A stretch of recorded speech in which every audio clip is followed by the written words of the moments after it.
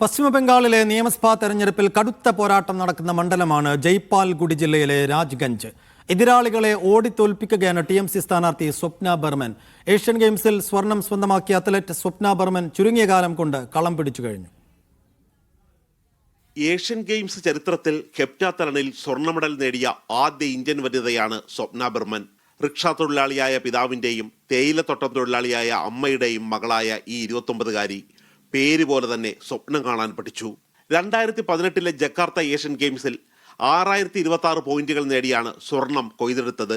സ്പോർട്സും രാഷ്ട്രീയവും വ്യത്യസ്തമാണെങ്കിലും കഠിനാധ്വാനവും ക്ഷമയും രണ്ട് മേഖലയിലും വേണമെന്ന് സ്വപ്ന ചൂണ്ടിക്കാട്ടുന്നു.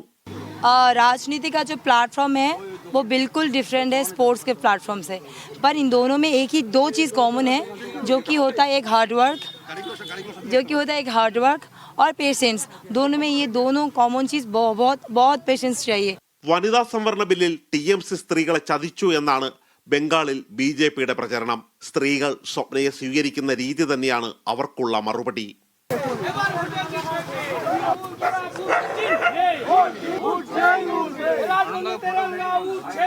എല്ലാ മണ്ഡലങ്ങളിലും മത്സരിക്കുന്നത് ഒറ്റ സ്ത്രീയാണ്.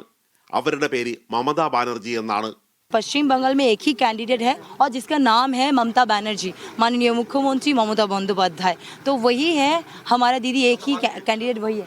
കടുത്ത ശാരീരിക അസ്വസ്ഥതകളെ പൊരുതി തോൽപ്പിച്ചാണ് 2017 ഏഷ്യൻ അത്ലറ്റിക് ചാമ്പ്യൻഷിപ്പിലും സ്വർണം നേടിയത്.